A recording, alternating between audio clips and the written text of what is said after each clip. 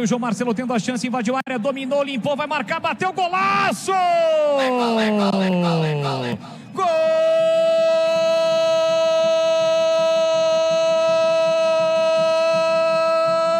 do Bugre!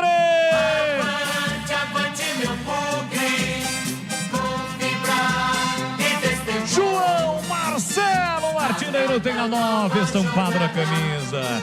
Sangue frio, matador.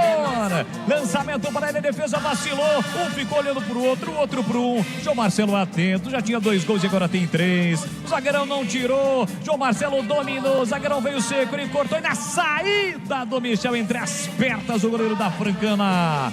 Marca um golaço em Franca. O segundo dele, o terceiro do Guarani. O artilheiro tem nome e sobrenome, João Marcelo. Terceiro dele na copinha, o terceiro do Guarani em Franca. Guarani 1, 2, 3 ainda no primeiro tempo, 0 para Francana. Avante, avante, avante, avante, Bugrão. Verde e branco são as cores da paixão. Verde e branco, as cores do Bugrão. Olha lá o povão festejando. Olha a galera vibrando. Balançou, balançou, balançou. A rede é gol. É gol do Guarani. João Marcelo. Aos 46 minutos de bola rolando do primeiro tempo. Salto ao grito. Grita comigo, nação bugrina.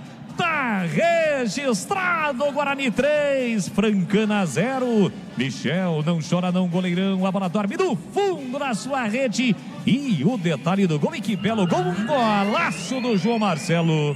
É esse, Vladimir Catarino. Quando chegou o lançamento, tinham 3 jogadores na marcação, mais o goleiro ali para cima do João Marcelo. Ele conseguiu fazer o domínio, levar a bola, tirar do zagueiro e tocar na saída do goleirão. Um belo gol do João Marcelo, o terceiro gol dele na copinha, terceiro gol do Guarani no jogo. Secreta